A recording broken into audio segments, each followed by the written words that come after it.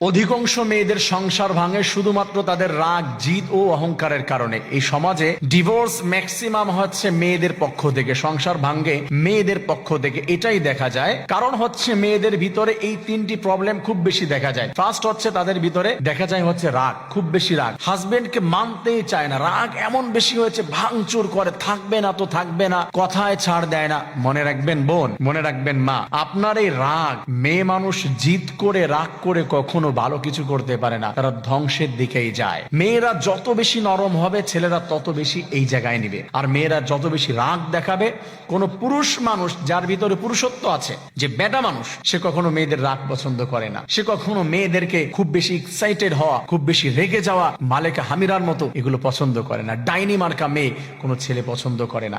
এই রাগের কারণে হাজার হাজার মেয়েদের সংসার ভাঙছে, ছাড় দিতে পারে না, মানতে পারে না। হাজবেন্ড কেন এটা বললো, কেন এই কথা বললো, কি জন্য এই কথা বললো, অমুকের সাথে কেন কথা বললো, কেন সে আরেকটা মেয়ের সাথে কথা বললো। সে তো মানুষ, সে করতেই পারে। আপনার এত বেশি রাগ হওয়ার কি আছে? একটু ঠান্ডা হন না। আপনাদের রাগ কে দেখে? আপনার এই যে আজাইরে যে রাগ, এগুলোর কারণে আপনাদের সংসার ভাঙছে। অন্তর থেকে দূরে সরে যাচ্ছেন, অন্তর থেকে ভালোবাসা উঠে যাচ্ছে। আর পুরুষের একবার এখান থেকে সরে যাবেন না, আর এখানে স্থান পাবেন না। রাগারাগি করেন না, বুঝায় বলেন। পুরুষ মানুষ তো আদর পাইলেই হচ্ছে নরম হয়ে যায়, মেয়েদের ভালোবাসা পেলে নরম হয়ে যায়। একটু ভালোবাসা দেন, আদর করে কথা বলেন, ও সব বলে দিবে, কোনো সমস্যা হবে না। এই বিষয়টি খেয়াল রাখতে হবে। এরপর হচ্ছে জিদ।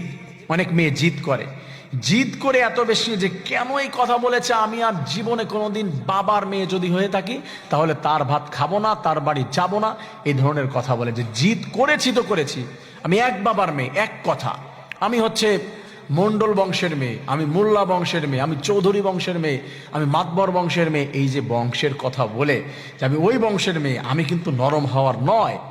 এই যে জিদ, আপনাকে জিদ করে বাবার বাড়ি চলে আসতেছেন রাগ করে, আবার সে হাজবেন্ডের ঘরে আপনি যাবেন।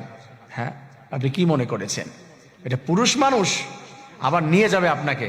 সব পুরুষ কিন্তু ওরকম না।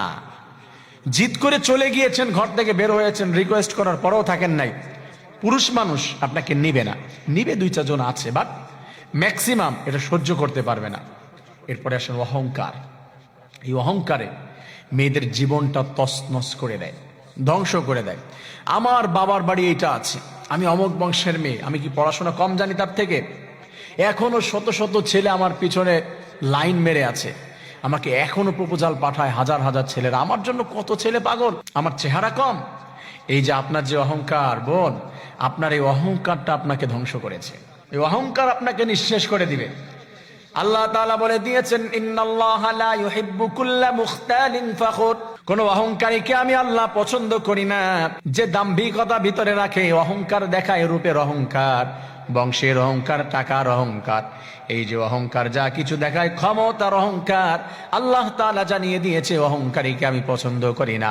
আমি আল্লাহ তাআলা নিঃশেষ করে দেই হাজার হাজার মেয়েদের অহংকারের কারণে, জিদের কারণে, তাদের রাগের কারণে সংসার ভেঙে যায়।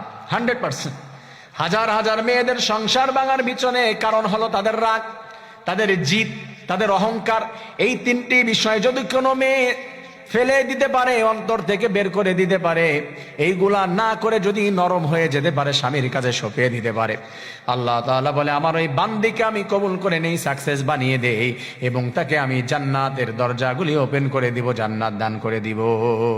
তা আমার মা বোনদের ভিতরে যাদের ভিতরে প্রবলেমগুলি রয়েছে, এরা যেন এই প্রবলেমগুলি সলভ করতে পারে এবং তাদের বন্ডিংটা যেন জান্নাতি বানিয়ে নিতে পারে, তারা যেন একবারে স্বামীর কলিজার ভিতরে স্থান নিয়ে নিতে পারে, পরিবার জান্নাতি যেন হয়ে যায়। আল্লাহ তাআলা এ ব্যাপারে তাদেরকে কাজ করার, এ আমল করার তৌফিক দান করুন, আমিন।